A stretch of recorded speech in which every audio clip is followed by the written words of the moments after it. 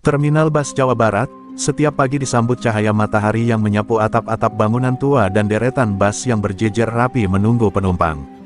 Suara klakson terdengar sesekali, namun tidak pernah memecah kedamaian yang telah lama menjadi identitas tempat itu. Udara pagi bercampur aroma kopi hitam dan roti goreng dari warung kecil di sudut, menciptakan suasana hangat yang membuat setiap orang betah berlama-lama. Para sopir bus saling menyapa dengan tawa ringan, bercanda seolah mereka bagian dari satu keluarga besar. Mereka berbagi rokok, cerita perjalanan, dan rencana hari itu tanpa sedikit pun tanda ketegangan. Di antara mereka, para penumpang berjalan santai sambil menarik koper, mencari kursi kosong, atau sekadar menunggu keberangkatan sambil menghirup udara pagi yang damai. Para pedagang kecil beraktivitas penuh semangat, membuka lapak satu persatu, menata dagangan mereka dengan teliti. Suara ibu-ibu pedagang sayur bersahutan, menawarkan tomat segar, cabai merah, dan bawang dengan senyum ramah. Anak-anak kecil berlari di sela-sela antrian bus, tanpa takut dan tanpa ada yang memarahi, karena semua orang merasa terminal itu seperti rumah kedua. Di sudut terminal, tepat di dekat pasar kecil, seorang kakek tua duduk di atas bangku kayu yang mulai rapuh dimakan usia. Rambutnya memutih dan wajahnya dipenuhi garis-garis kehidupan.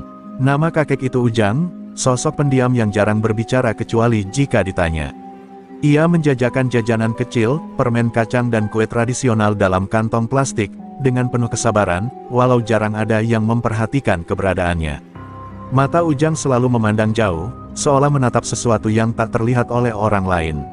Setiap pagi, ia tiba lebih awal dari siapapun, duduk sebelum terminal benar-benar hidup, menyaksikan suasana yang ia kenal seperti punggung tangannya sendiri. Tidak ada yang tahu siapa sebenarnya dirinya, dan tidak banyak yang peduli. Ia seperti bayangan yang selalu ada, namun tak pernah dianggap. Meski hidup sederhana, Ujang menikmati kedamaian itu.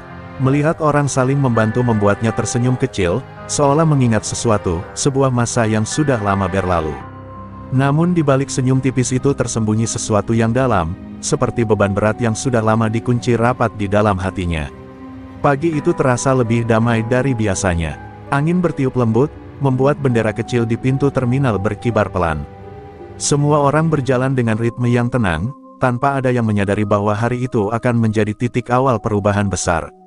Sebuah badai sudah mendekat, tanpa ada yang tahu.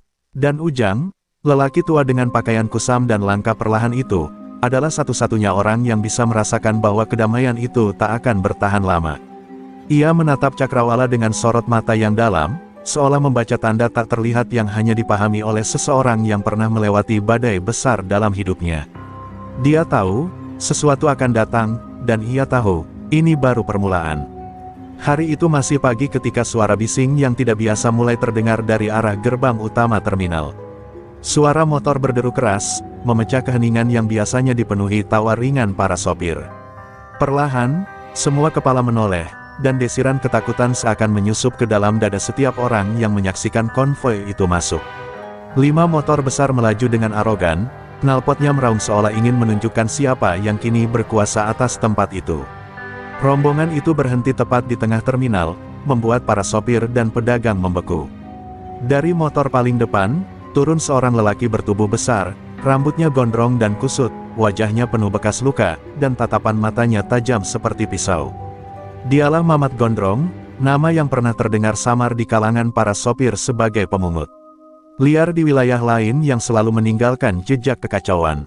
Kini, ia berdiri tegak, mulutnya tersenyum miring, senyum yang membawa ancaman. Dengan langkah berat, Mamat menghampiri para pedagang seolah sedang berjalan di atas tanah miliknya sendiri. Tangan kanannya memukul meja seorang pedagang mie ayam hingga mangkok-mangkok keramik berjatuhan dan pecah menghantam lantai. Suara pecahan itu seperti gong pengumuman, menandai dimulainya mimpi buruk yang baru. Pedagang itu gemetar, namun tak mampu mengeluarkan sepatah kata pun. Mulai hari ini, terminal ini di bawah penguasaan kami, teriak Mamat dengan suara lantang yang bergema ke seluruh sudut terminal. Semua pedagang, sopir, dan siapapun yang ingin mencari makan di sini, wajib bayar uang keamanan. Kalau tidak, jangan harap bisa pulang dengan selamat. Suaranya menggulung seperti badai yang menghantam dinding hati semua yang mendengar. Para pedagang saling pandang dengan wajah pucat. Pedagang mie ayam, yang paling dekat dengan Mamat, terpaksa merogoh dompetnya dengan tangan bergetar dan menyerahkan uang. Mamat menerima uang itu sambil tertawa keras, seperti meminum ketakutan orang lain sebagai hiburan. Preman-premannya kemudian menyebar, menagih uang dari orang-orang yang masih menahan napas. Di sudut terminal, Ujang memperhatikan semuanya tanpa bergerak. Tangan tuannya meremas kantong plastik berisi jajanan yang ia jual, namun wajahnya tetap tenang meski matanya mulai menunjukkan guratan pedih.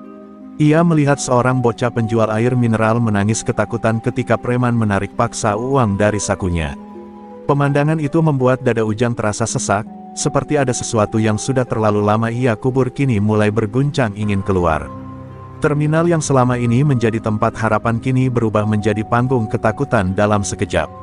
Para sopir yang biasanya penuh tawa kini memilih menunduk, tak berani menatap ke arah Mamat. Tidak ada yang berani melawan. Tidak ada yang ingin menjadi contoh buruk yang akan dipermainkan di depan umum. Namun dari bangku kayunya, Ujang melihat semuanya dengan tatapan yang berbeda. Di balik sorot matanya, tampak sesuatu yang mulai hidup kembali, sebuah bara kecil yang siap menjadi api besar. Ujang tahu, kedamaian telah tercabik, dan jika tidak ada yang berdiri, maka terminal ini akan hancur sepenuhnya. Dan meski tubuhnya rapuh, hatinya belum mati.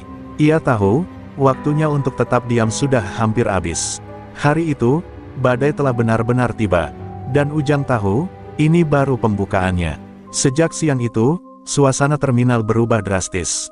Tawa yang biasanya meramaikan udara kini lenyap, digantikan oleh bisik-bisik ketakutan dan wajah-wajah pucat yang menunduk tiap kali bayangan para preman melintas.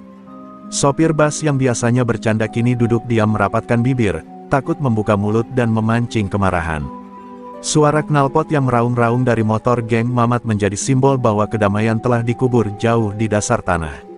Setiap 1 jam sekali, orang-orang melihat Mamat dan anak buahnya berkeliling seperti kawanan serigala mengendus mangsa. Mereka memukul-mukul meja dan lapak dagangan, seakan mengingatkan semua orang bahwa mereka sekarang penguasa. Bahkan petugas keamanan terminal pun tak berani campur tangan. Mereka lebih memilih menunduk, berpura-pura sibuk, seolah tidak melihat apa yang terjadi di depan mata mereka sendiri. Para pedagang kecil, yang sebagian besar hanya berharap membawa pulang uang sekadar untuk makan, kini dipaksa setengah pendapatan mereka untuk diberikan sebagai uang keamanan. Mereka menangis dalam diam, namun tetap membayar. Mereka tahu, melawan berarti kehilangan lebih dari sekadar uang, melawan berarti mempertaruhkan nyawa. Di warung kopi, para sopir berkumpul, namun tak ada satupun yang berani mengeluarkan suara keras. Mereka hanya saling menatap, mencoba menemukan keberanian dalam tatapan satu sama lain. Tetapi yang terlihat hanyalah ketakutan yang sama. Kalau begini terus, kita semua bisa bangkrut, bisik seorang sopir dengan suara parau. Tidak ada yang menjawab, bahkan udara pun seolah beku. Sementara itu, Ujang masih berada di sudut terminal, duduk dengan posisi yang sama seperti sebelumnya. Namun kini, genggaman tangannya semakin kuat, hingga kantong plastik dagangannya hampir robek. Matanya menyaksikan penderitaan yang menetes seperti darah di depan matanya. Ia menelan keras, menahan gelombang amarah yang mulai menggerogoti hatinya. Seorang perempuan pedagang gorengan berjalan dengan langkah lemas ke arah Ujang. Matanya bengkak, wajahnya memar, dan bibirnya berdarah. Dengan suara serak ia berkata, "Pak Ujang, tolong, apa kita harus diam saja begini?" Suaranya bergetar, pertanda bahwa harapan terakhirnya hampir padam. Kata-kata itu seperti bel yang mengguncang jiwa Ujang. Ujang mengangkat wajahnya perlahan, memandang perempuan itu dengan tatapan yang lembut namun menyiratkan kedalaman yang tak pernah dilihat orang sebelumnya. Ada jeda panjang sebelum ia menjawab, seolah sedang berperang dengan suara dalam dirinya sendiri. "Kesabaran ada batasnya, Bu," ucapnya pelan, namun suaranya menggema di telinga siapapun yang mendengarnya. Untuk pertama kalinya setelah sekian lama, mata Ujang tidak lagi tampak tua dan kosong. Mereka bersinar dengan cara yang berbeda, penuh bara, penuh janji, penuh bayangan masa lalu yang siap bangkit. Di tengah keheningan yang mencekam itu, Ujang tahu satu hal pasti, waktunya untuk berdiri semakin dekat, dan ketika saat itu tiba, tidak ada yang akan sama lagi. Hari-hari berikutnya membawa kegelapan yang semakin pekat di terminal bus Jawa Barat. Ketakutan menjadi nafas baru yang harus dihirup semua orang. Mereka bekerja dengan kepala tertunduk, seperti tawanan yang hanya menunggu perintah.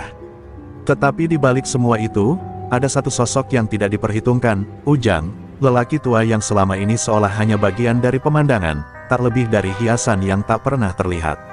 Namun diam-diam, banyak mata mulai memandang ke arahnya, mencari secercah harapan yang mereka sendiri hampir tak percaya masih ada.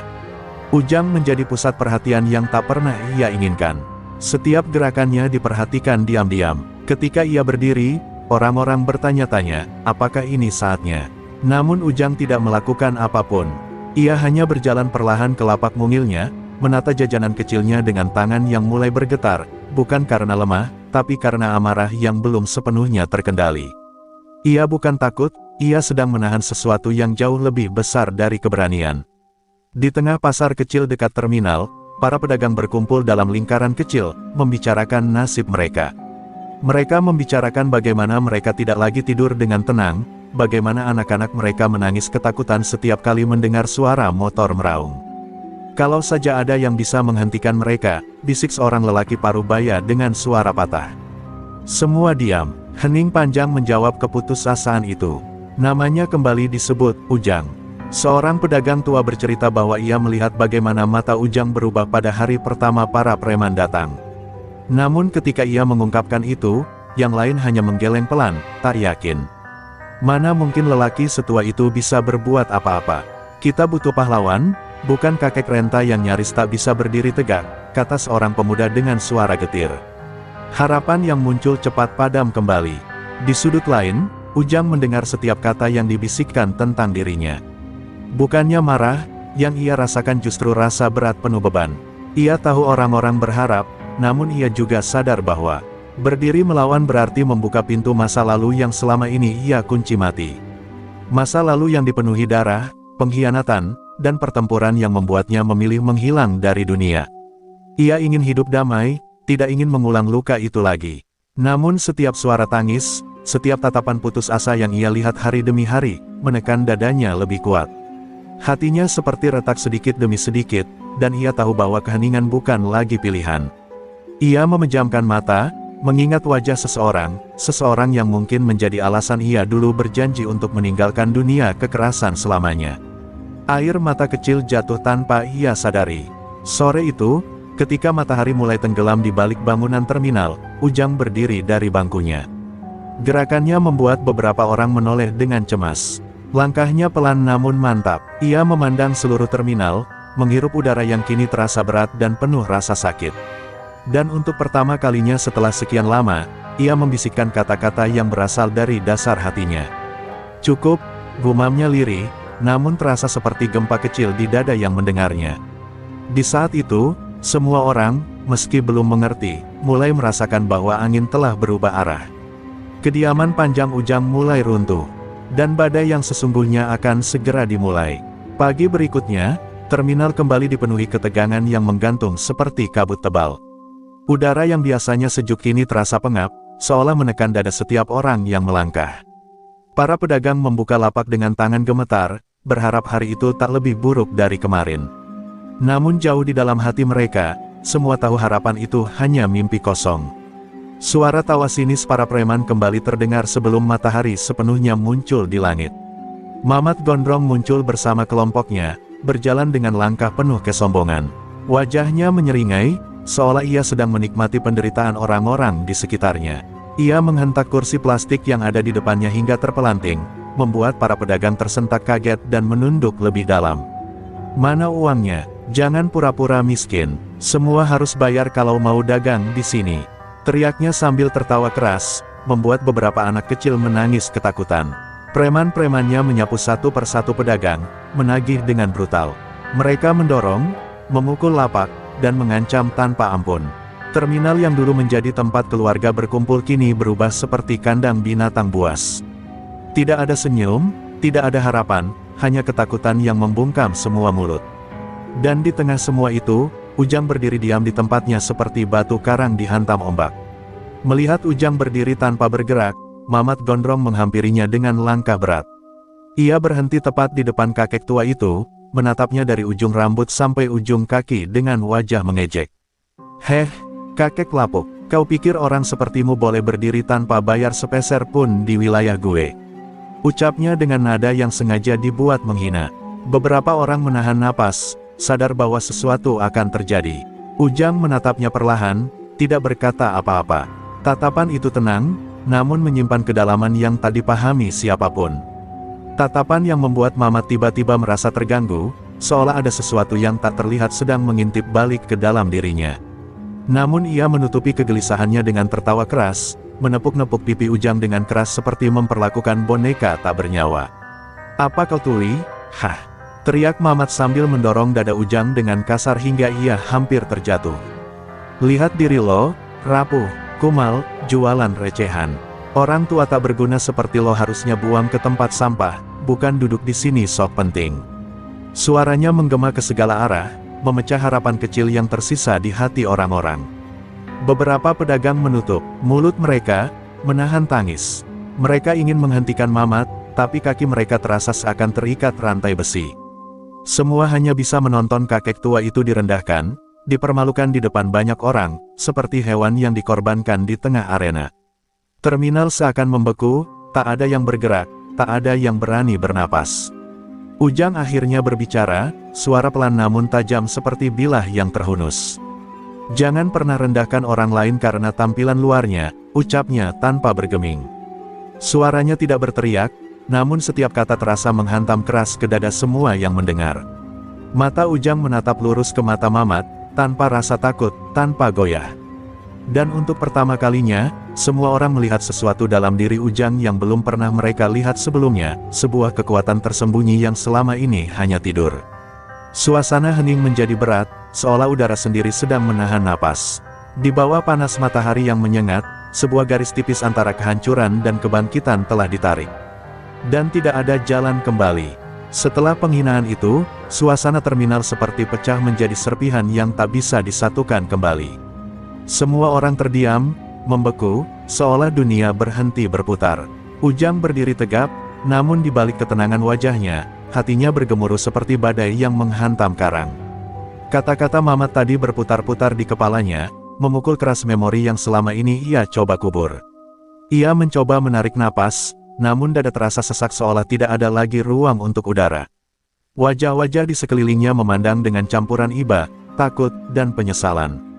Beberapa pedagang perempuan mulai menangis pelan, sementara para sopir menggenggam erat tangan mereka sendiri, menahan amarah yang tidak berani mereka lepaskan.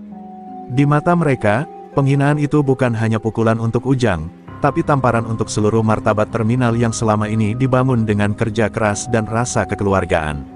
Ujang menundukkan kepala, bukan karena kalah, tetapi karena menahan ledakan emosi yang mulai menyeruak. Tangannya bergetar, bukan karena ketakutan, melainkan karena energi yang selama ini terkunci rapat mulai melawan untuk keluar. Ia menutup mata sejenak, dan dalam keheningan itu, bayangan masa lalu yang ia benci mulai muncul kembali, suara teriakan, darah yang mengalir, wajah-wajah sahabat lama yang jatuh satu persatu. Ia pernah berjanji untuk tidak lagi menyentuh dunia itu. Namun hari ini, janji itu retak. Di hadapan Ujang, seorang bocah kecil penjual minuman berdiri gemetar sambil menatapnya. Bocah itu menggenggam uang receh lusuh di tangannya, wajahnya memelas penuh luka batin. "Kakek, kenapa mereka selalu jahat?" Suaranya lirih, hampir tak terdengar, namun cukup untuk menghancurkan sesuatu di dalam hati Ujang. Pertanyaan polos itu menusuk lebih dalam daripada semua hinaan yang Mamat lontarkan. Ujang mengangkat wajahnya perlahan, menatap bocah itu dengan mata yang mulai berkaca. Ia merasakan amarah yang sangat berbeda, amarah yang bukan tentang dirinya, namun tentang semua orang tak berdaya yang dipaksa tunduk. Tentang ketidakadilan yang menari di depan matanya sambil menantang tanpa takut. Tentang ketenangan yang dirampas dari orang-orang yang tak pantas menderita. "Maafkan kakek," bisik Ujang, suaranya bergetar, penuh luka dan penyesalan. Kakek terlalu lama diam. Pada saat itu, seolah alam ikut merasakan apa yang terjadi. Angin tiba-tiba bertiup kencang melalui celah-celah bangunan terminal, menerbangkan kertas dan debu yang berputar di udara. Orang-orang memandang ke arah Ujang, merasakan perubahan yang sulit dijelaskan. Ada sesuatu yang berbeda di sana, sesuatu yang bangkit perlahan dari dalam dirinya, seperti singa tua yang terbangun dari tidur panjangnya. Dan di balik sorotan mata yang kini menyala tajam, hanya satu hal yang jelas, kesabaran telah mencapai batas terakhir. Dan ketika batas itu terlewati, dunia tidak akan pernah sama lagi. Keesokan harinya, suasana terminal jauh lebih sunyi dari biasanya. Tidak ada tawa, tidak ada percakapan ringan, bahkan suara bas yang berangkat terasa seperti gema jauh yang tak berarti. Semua orang menjalani rutinitas dengan langkah pelan, seolah takut menimbulkan suara yang terlalu keras dan mengundang kemarahan para preman. Namun di balik kesunyian itu, sesuatu yang tak terlihat sedang tumbuh, ketegangan yang semakin menebal, menanti ledakan yang tak terhindarkan.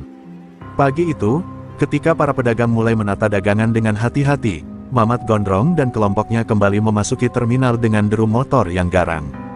Seakan ingin menunjukkan kekuasaannya, Mamat menendang keranjang sayur seorang ibu parubaya hingga wortel dan kacang panjang berserakan di tanah.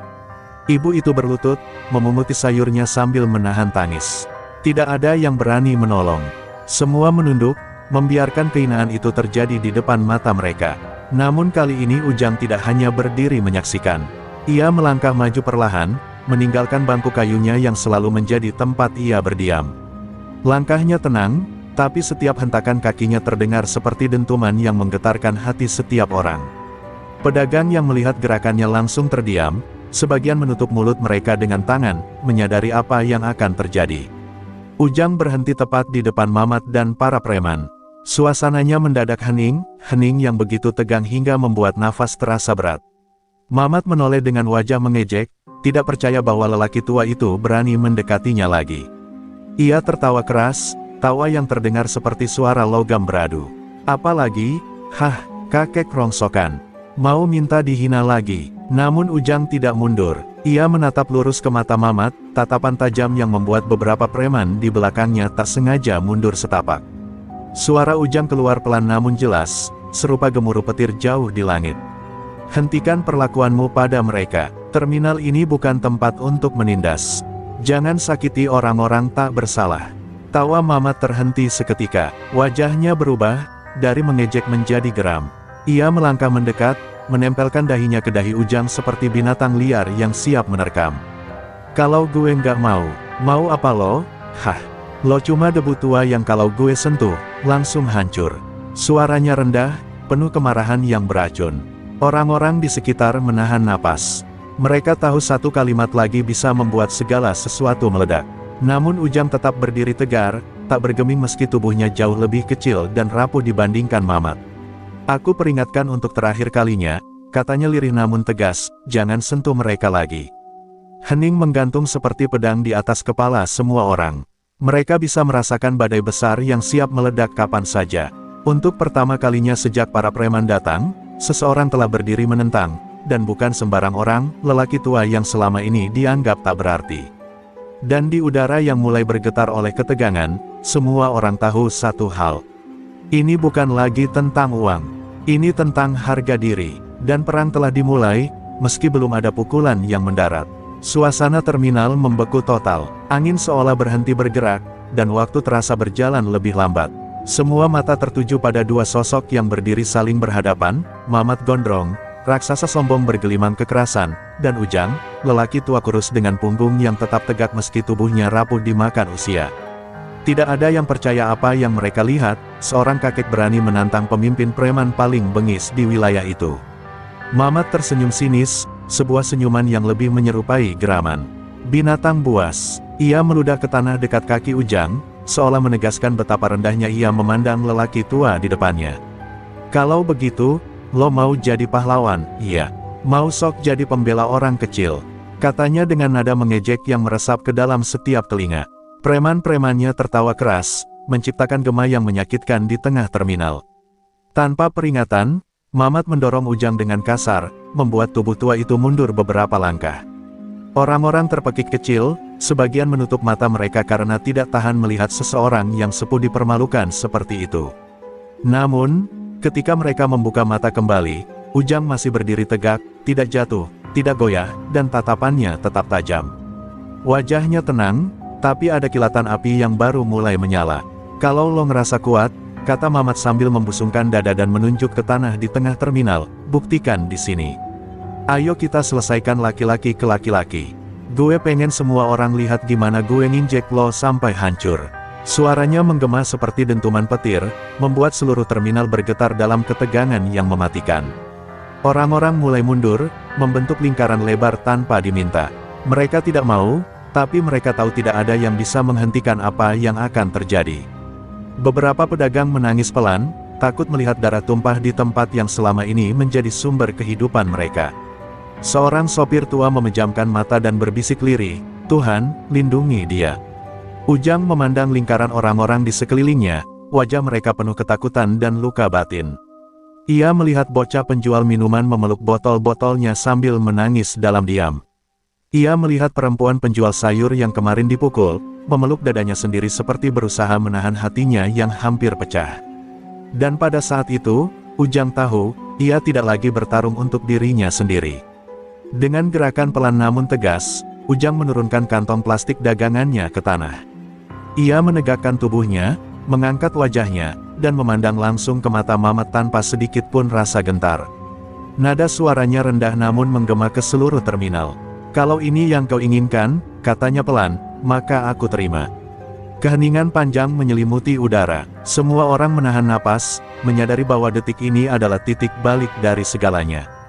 Tidak ada yang tahu apa yang akan terjadi, tetapi semua bisa merasakan sesuatu yang luar biasa telah mulai bergerak, sebuah badai yang telah lama tertahan, kini tak bisa dibendung lagi. Dan ketika mata semua orang tertuju pada Ujang dan Mamat, satu hal menjadi jelas. Pertarungan bukan lagi tentang siapa yang kuat, tapi siapa yang benar. Dan dunia akan segera mengetahui siapa sebenarnya Ujang. Mamat gondrong melangkah maju dengan tawa mengejek, jelas merasa dirinya sudah menang bahkan sebelum pertarungan dimulai. Tangannya mengepal keras, otot lengannya menegang seperti kabel baja siap meremukkan apapun yang ia pukul. "Siap, kek, gue pastiin lo menyesal sudah lahir," katanya dengan suara rendah yang penuh kebencian. Para preman di belakangnya bersorak, menambah kesan mengerikan dari pertarungan yang akan terjadi. Tanpa memberi kesempatan, Mamat mengayunkan pukulan besar ke arah wajah Ujang, pukulan yang jika mengenai sasaran, pasti akan merobohkan tubuh renta itu dalam sekejap. Orang-orang menjerit, sebagian menutup mata, tak sanggup melihat kemungkinan tragis yang akan terjadi. Namun dalam detik yang sama, semua orang seakan melihat sesuatu yang mustahil. Ujang menggeser tubuhnya sedikit ke samping, begitu cepat dan begitu tepat, hingga pukulan itu meleset sempurna tanpa menyentuh dirinya sedikit pun. Sorakan gaduh para preman mendadak berubah menjadi keheningan yang memukul telinga. Mamat terhuyung ke depan karena kehilangan keseimbangan, matanya membesar tak percaya. Sebelum ia sempat pulih, Ujang mengangkat tangan kirinya dan dengan gerakan ringan menepuk bahu Mamat, bukan pukulan keras, hanya sentuhan cepat pada titik tertentu. Namun tubuh besar Mamat memutar tak terkendali dan jatuh berlutut ke tanah dengan napas terengah-engah seperti habis ditabrak sesuatu yang tak terlihat. Terminal menjadi kuburan sunyi, tak ada suara, tak ada gerakan. Semua mata memandang Ujang dengan keterkejutan yang menusuk jantung. Tidak ada yang mengerti apa yang baru saja terjadi. Tidak ada yang pernah melihat gerakan secepat dan setenang itu, gerakan yang mustahil dilakukan oleh seorang lelaki tua dengan punggung bungkuk dan tangan gemetar. Namun kenyataannya berdiri tak terbantahkan di depan mereka. Ujang baru saja menjatuhkan Mamat tanpa kekerasan, tanpa darah, hanya dengan ketepatan mematikan. Mamat bangkit dengan kejanggalan di wajahnya, antara marah, terpukul, dan ketakutan.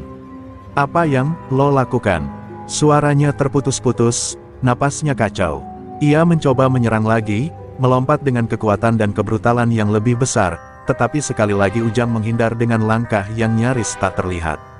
Dalam satu gerakan mengalir, Ujang memutar sedikit, meraih lengan Mamat, dan menekannya ke bawah. Dalam sekejap, Mamat jatuh telentang keras ke lantai, mulutnya mengerang kesakitan. Para preman mundur beberapa langkah, ngeri melihat pemimpin mereka tak berdaya. Mereka saling pandang dengan wajah pucat, kehilangan seluruh kesombongan yang tadi mereka banggakan. Beberapa dari mereka bahkan mulai bergetar, seolah menyadari bahwa mereka tak sedang berhadapan dengan kakek renta biasa, melainkan seseorang yang kekuatannya tak dapat dijelaskan dengan logika. Ujang berdiri di atas Mamat, namun ia tidak melanjutkan serangan. Ia tidak menendang, tidak memukul, tidak menghina. Ia hanya menatap lelaki besar yang berusaha bangkit dengan mata yang penuh amarah dan kebingungan. "Kekuatan bukan untuk menyakiti," katanya dengan suara tenang namun dingin bagai baja. "Kekuatan sejati adalah melindungi mereka yang lemah." Dan pada detik itu, semua orang merasakan sesuatu yang jauh lebih besar dari sekadar kemenangan dalam pertarungan. Mereka merasakan bangkitnya legenda, sosok yang selama ini mereka anggap bayangan, kini berdiri sebagai cahaya di tengah kegelapan. Terminal yang penuh ketakutan kini dipenuhi harapan yang mulai menyala kembali. Dan di tengah lingkaran yang membeku oleh keterkejutan, semua orang hanya bisa berkata dalam hati. Siapa sebenarnya Ujang? Jawabannya akan mengguncang lebih keras dari apapun yang terjadi hari ini. Terminal masih terdiam dalam keheningan yang panjang setelah tubuh besar Mamat Gondrong tergeletak tak berdaya. Orang-orang yang tadi ketakutan kini perlahan mendekat, tetapi tetap menjaga jarak, seolah khawatir setiap langkah yang terlalu dekat akan memicu sesuatu yang tak terduga. Di udara terasa ketegangan bercampur rasa kagum dan tak percaya, sebuah atmosfer yang menandai lahirnya sesuatu yang monumental di tempat sederhana ini. Mamat merangkak pelan, mencoba berdiri namun lututnya bergetar hebat.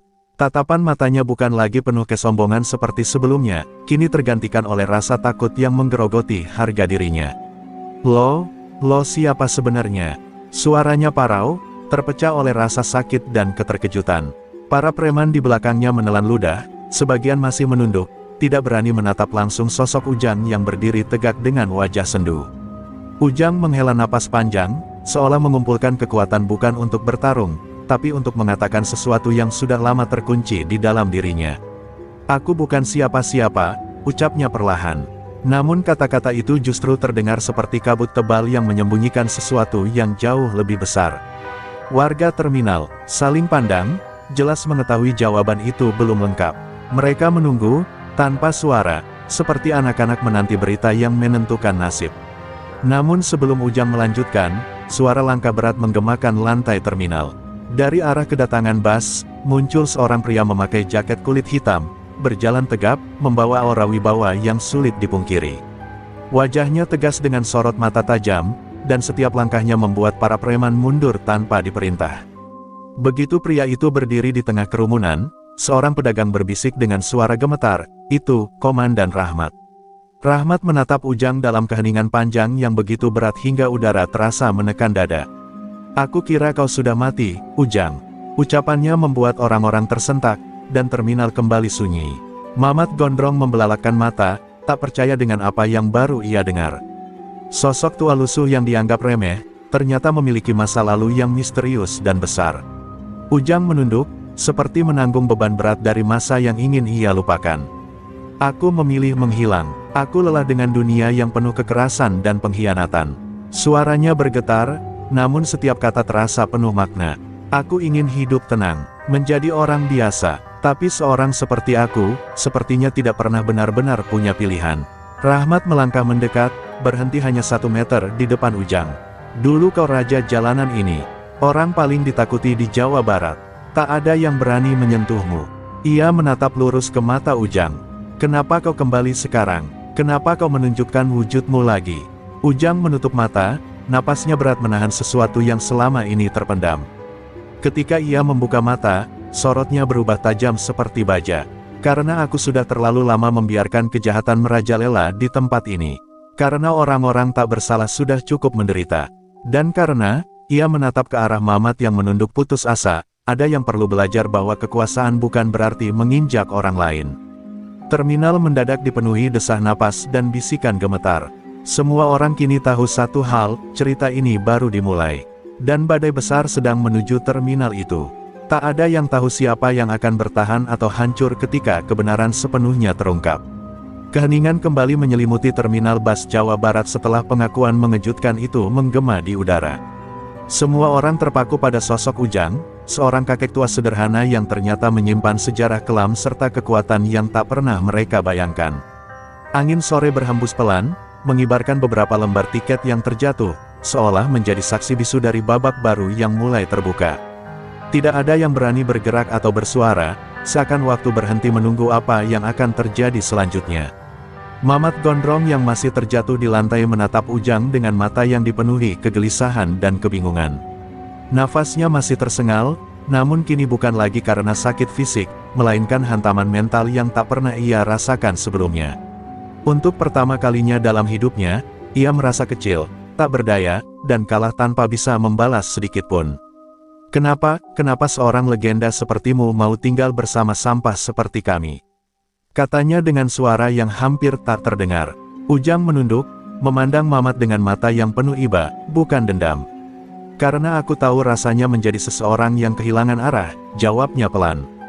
Aku tahu rasanya ingin dihargai, ingin dihormati, meskipun dengan cara yang salah. Kata-kata itu menembus hati Mamat lebih tajam dari pukulan manapun.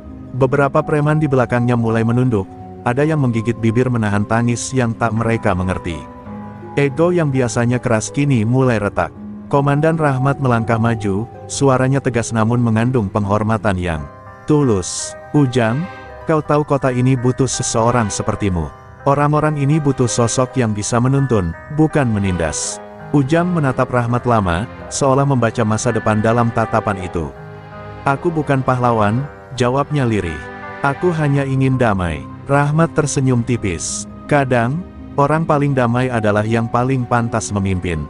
Namun kedamaian itu terbelah oleh suara motor besar yang meraung keras seperti petir memecah langit. Dari kejauhan, konvoi puluhan motor mendekat dengan kecepatan tinggi. Suara knalpot yang menggetarkan tanah membuat para pedagang berlarian panik, menutup kios mereka. Para preman yang tersisa membalikkan badan dengan wajah pucat, mereka mengenali suara itu. Itu anak buah Bang Satria, bisik seorang preman dengan suara gemetar. Nama itu menyebar cepat seperti api pada jerami kering, membuat orang-orang yang masih berdiri langsung mundur ketakutan. Bang Satria, pemimpin geng terbesar di wilayah barat, lebih brutal dan lebih haus darah daripada Mamat Gondrong. Rumor menyebut ia sedang memperluas wilayah, dan terminal ini adalah target berikutnya. Konvoi motor berhenti mendadak, dan dari tengah kerumunan muncul seorang lelaki berjas kulit merah, tubuh besar penuh tato, matanya tajam dan berkilat seperti predator. Ia menatap Ujang dengan senyum sinis yang mengerikan. Jadi ini dia, legenda yang katanya sudah mati. Suaranya dalam dan dingin, membuat bulu kuduk semua orang berdiri. Aku sudah lama menunggu hari ini. Rahmat meraih gagang pistolnya refleks, namun Ujang mengangkat tangan, memberi isyarat agar ia tidak bergerak. Ujang melangkah maju, berdiri menghadapi Satria dengan ketenangan yang tak masuk akal. Apa yang kau inginkan dari tempat ini? Tanyanya pelan. Satria tersenyum lebar, menampakkan gigi emas berkilat. Aku ingin semuanya, dan aku akan mulai dengan menghabisi kau, Ujang sang bayangan hitam. Terminal kembali membeku, udara menjadi berat, dan semua orang tahu, pertempuran yang jauh lebih besar baru saja dimulai. Raungan mesin motor yang masih menyala membuat terminal terasa seperti medan perang yang menunggu ledakan pertama. Asap knalpot mengepul, menutupi sebagian pandangan dan menambah suasana mencekam. Puluhan anggota geng Satria berdiri di belakang pemimpin mereka, mengenakan jaket seragam hitam merah dengan simbol petir yang mencolok di punggung. Mata mereka penuh tantangan, seolah siap mengoyak siapapun yang mencoba menghalangi.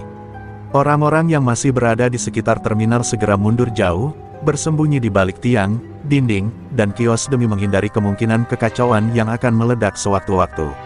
Satria melangkah maju satu langkah, menghentakkan sepatunya ke lantai beton sehingga suaranya menggema tajam. Ujang, katanya dengan nada mengejek, nama itu dulu menggetarkan setiap sudut jalanan. Tapi sekarang yang kulihat hanya kakek renta yang bersembunyi di balik pasar kumuh. Tawa bengisnya pecah disambut sorakan brutal dari para pengikutnya. Namun Ujang tetap diam, tatapan matanya tenang dan tajam, seperti samurai tua yang sudah kenyang perang. Komandan Rahmat menegang, tangannya kembali bergerak ke pinggang tempat pistol tersimpan. Satria, jangan memulai perang di tempat ini, ucapnya tegas, suaranya menggema menggetarkan udara. Tapi Satria hanya melirik sekilas, lalu tertawa pendek penuh penghinaan. Perang sudah dimulai sejak kalian membiarkan orang seperti dia kembali hidup, katanya sambil menunjuk Ujang dengan dagu yang penuh kesombongan. Dan aku akan pastikan legenda busuk itu terkubur hari ini. Mamat Gondrong, yang masih terduduk lemah, memandang adegan itu dengan mata membesar. Ia mulai menyadari sesuatu yang jauh lebih besar sedang bergerak di luar kendalinya. Bibirnya bergetar ketika ia berkata pelan, "Bang, lo pikir lo tahu siapa dia?" Lo nggak tahu apa-apa, namun suaranya tenggelam oleh dentuman keras ketika Satria menginjak kursi plastik hingga pecah berkeping-keping, menunjukkan hasratnya untuk menghancurkan apapun di hadapannya. Ujang menatap lurus ke mata Satria, tanpa gentar sedikit pun. "Kalau kau datang untuk menantangku, kau harus tahu satu hal, ucapnya pelan namun setiap kata terdengar seperti palu menghantam baja. Aku tidak akan memulai pertarungan. Tapi aku tidak akan lari dari kebenaran. Satria mengerutkan alis, tampak tak puas dengan jawaban itu. Kebenaran? Kebenaran apa? Bahwa kau dulu pengecut yang meninggalkan perang saat kami semua berlumur darah. Sejenak, wajah Ujang berubah. Ada luka lama yang tampak menganga di balik sorot matanya, bukan luka fisik, tapi sesuatu yang lebih dalam. Ia memejamkan mata beberapa detik, seolah membangkitkan kenangan yang selama ini ia kubur. Ketika akhirnya ia membuka mata, suara yang keluar begitu berat namun penuh kejujuran. Aku pergi karena aku kehilangan semua yang kucintai. Aku berhenti bukan karena takut, tapi karena aku sudah terlalu banyak membunuh. Kata-kata itu menyambar udara seperti petir. Orang-orang di terminal terdiam, bahkan para preman paling kasar pun tidak mampu menertawakan pengakuan itu. Satria terdiam sesaat sebelum sudut bibirnya terangkat membentuk senyum gelap. Bagus, katanya perlahan. Kalau begitu, biarkan aku mengembalikan rasa sakit yang pernah kau tinggalkan. Kita lihat apakah legenda memang masih pantas hidup. Dan pada saat itulah, kedua kaki Satria mulai bergerak, siap menerjang. Terminal kembali menahan napas. Dan semua orang tahu, pertempuran yang akan menentukan masa depan tempat ini tinggal menunggu satu langkah terakhir. Langkah pertama Satria menghantam lantai terminal seperti gempa kecil yang mengguncang keberanian siapapun yang menyaksikannya. Tubuhnya melesat ke depan dengan kecepatan yang mengejutkan, menyerang seperti banteng liar siap merobek lawan hingga tak bersisa. Para pengikutnya bersorak, memecahkan ketegangan yang sejak tadi menggantung di udara. Sorak mereka melengking keras, menggema di seluruh sudut terminal dan membuat ketakutan menjalar seperti api liar. Beberapa pedagang menutup telinga, merosot ketakutan di balik meja mereka. Ujang tidak bergerak, tubuhnya berdiri tegap di tengah ruang terbuka, mata fokus menatap Satria yang mendekat dengan tinju besar terangkat tinggi. Di detik terakhir ketika serangan itu hampir mengenai wajahnya, Ujang memiringkan tubuhnya ke samping dengan gerakan yang begitu lembut dan terukur. Tinju Satria menghantam tiang beton di belakang Ujang, menimbulkan suara retakan keras, membuat kilatan serpihan batu beterbangan ke udara. Semua orang terperanjat menyaksikan kekuatan brutal itu, sekali pukulan saja mampu menghancurkan beton. Satria menarik tangannya yang memerah dan berdarah, tetapi rasa sakit justru membuat amarahnya semakin menyala. Berhenti kabur, teriaknya garang, melompat untuk menyerang kembali. Kali ini ia menggunakan serangkaian pukulan cepat dan tendangan brutal, serangan yang jelas tak mampu dihadapi manusia biasa, apalagi seorang kakek tua.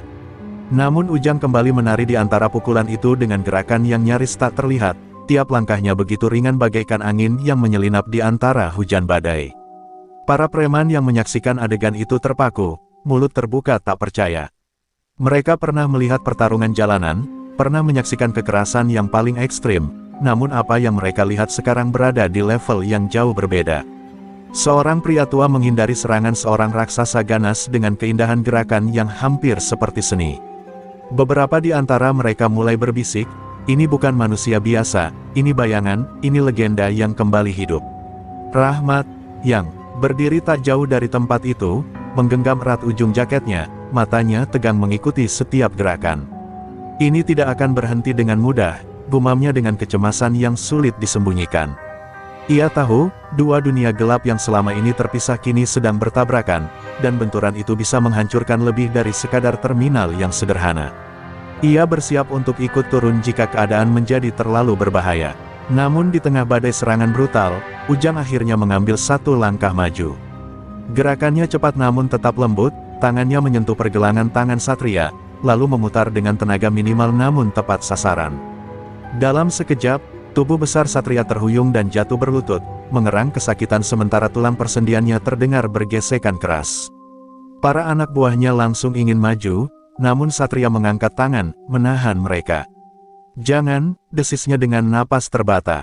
Ujang menatap Satria dari atas, namun tatapannya bukan tatapan kebanggaan atau penghinaan. Itu adalah tatapan seorang manusia yang pernah berada di tempat yang sama, tenggelam dalam amarah dan kekuasaan. Kau kuat, ujarnya pelan, suaranya terdengar seperti angin sebelum hujan turun. Tapi kekuatan tanpa tujuan hanya akan menghancurkan semua yang kau sentuh. Dan pada akhirnya, kau akan berdiri sendirian di antara puing-puing yang kau buat. Satria menggigit bibir hingga berdarah, wajahnya menegang antara marah dan tersakiti oleh kebenaran yang menusuk lebih pedih dari serangan fisik. Ia menatap Ujang dengan mata yang mulai dipenuhi keraguan terhadap dirinya sendiri. Terminal kembali sunyi, hanya suara napas terengah dari tubuh yang berlutut di lantai. Semua orang menunggu kelanjutan yang tak terelakkan. Dan di udara yang berat dan penuh ketegangan, satu kesadaran muncul. Ini bukan sekadar pertarungan fisik. Ini adalah peperangan jiwa, peperangan yang hasilnya akan menentukan masa depan tempat ini, dan mungkin juga seluruh Jawa Barat. Terminal masih dipenuhi keheningan yang tegang ketika tubuh Satria terhuyung lemah, lututnya menekan lantai yang dingin. Tidak ada lagi sorakan dari para pengikutnya, mereka terpaku membisu, tidak berani bergerak atau bahkan bernapas terlalu keras. Sosok pemimpin yang selalu mereka banggakan, yang dianggap tak terkalahkan, kini berlutut di hadapan seorang kakek tua yang sebelumnya mereka anggap tidak berbahaya. Dan sesuatu di dalam hati mereka mulai runtuh, perlahan tapi pasti. Satria menunduk, rambutnya menutupi wajah yang kusut oleh rasa sakit dan amarah. Napasnya terputus-putus, dadanya naik turun tajam. "Kenapa kau tidak menghabisiku sekarang?" katanya dengan suara serak, penuh kebingungan dan kehancuran ego. Bagi seorang seperti Satria, kekalahan bukan hanya soal kekuatan fisik, itu adalah penghinaan terbesar, luka yang lebih menyakitkan daripada tulang retak sekalipun. Ia menatap Ujang dengan mata basah, tak mampu menyembunyikan lukanya. Ujang perlahan menurunkan tangannya, napasnya panjang seperti menahan berat tahun-tahun yang telah ia jalani. "Karena aku sudah terlalu banyak kehilangan," jawabnya pelan. "Orang yang memilih membunuh adalah orang yang tidak punya apa-apa untuk dijaga. Tapi aku," ia menatap sekeliling, melihat warga terminal yang menggeleng khawatir, pedagang yang menggenggam tangan anaknya, dan wajah-wajah takut yang menunggu harapan. "Aku ingin melindungi mereka. Bukan menghancurkan." Kata-kata itu membuat Satria gemetar, namun bukan karena marah, melainkan karena sesuatu yang sudah lama ia kubur dalam dirinya sendiri mulai muncul kembali, rasa bersalah. "Aku tidak pernah punya pilihan," suaranya pecah, berat, seperti seseorang yang menahan tangis puluhan tahun. "Dunia memaksaku jadi begini. Kalau aku lemah, aku akan diinjak. Aku akan mati." Air mata jatuh, membasahi lantai di bawahnya, air mata yang tak pernah ia biarkan keluar sebelumnya, bahkan saat berada di ambang kematian. Tiba-tiba Mamat Gondrong bersandar pada tiang, mencoba berdiri meski tubuhnya belum stabil. Wajahnya berantakan, tetapi matanya kini penuh penyesalan. "Bang Satria, kita salah," katanya dengan suara yang pecah. "Gue pikir kekuatan itu soal siapa yang paling ditakuti. Tapi ternyata, kita cuma pengecut yang sembunyi di balik kekerasan." Ia menunduk dalam-dalam, sesuatu yang tidak pernah ia lakukan seumur hidupnya. Para preman lain mulai menurunkan kepala mereka satu persatu, seperti domino yang terjatuh. Ada yang meneteskan air mata diam-diam, ada yang memukul dada sendiri dengan kesal, menyesali apa yang selama ini mereka lakukan. Terminal yang tadinya penuh ancaman kini dipenuhi rasa penyesalan dan kelembutan yang asing, seperti angin pagi pertama setelah malam badai panjang. Rahmat melihat semua itu dengan mata yang berkaca-kaca, tidak lagi sebagai polisi, tetapi sebagai seorang manusia. "Ujang, mungkin ini saatnya," katanya pelan. Ujang menatapnya, menunggu penjelasan. Rahmat menghela napas panjang dan berkata, "Saatnya kau kembali memimpin. Bukan sebagai penguasa, tapi sebagai teladan. Tempat ini butuh seseorang seperti kau, seorang yang mengerti arti luka dan arti perubahan." Ujang terdiam, menatap langit yang perlahan berubah jingga karena senja. Ada rasa takut, ada keraguan, tetapi juga ada cahaya kecil yang mulai menyala di matanya. Setelah sekian lama bersembunyi dari dunia, takdir kini menuntutnya untuk kembali berdiri. Tidak untuk perang, tetapi untuk harapan. Dan ketika matahari mulai tenggelam di balik gedung terminal, semua orang tahu. Ini adalah awal dari kebangkitan baru. Pertarungan fisik mungkin telah selesai, tapi perjuangan membangun kembali dunia yang lebih baik baru saja dimulai.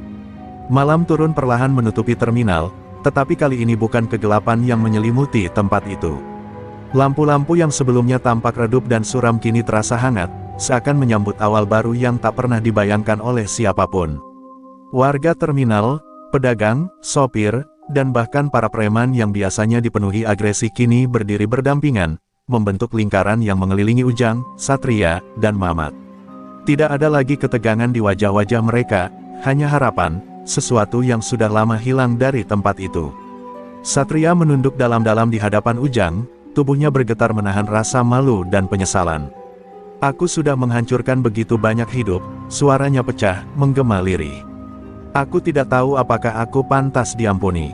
Ujang menatapnya dengan mata yang penuh kedalaman dan belas kasih, lalu meletakkan tangan ringan di bahu Satria. Tak ada manusia yang terlahir jahat, katanya.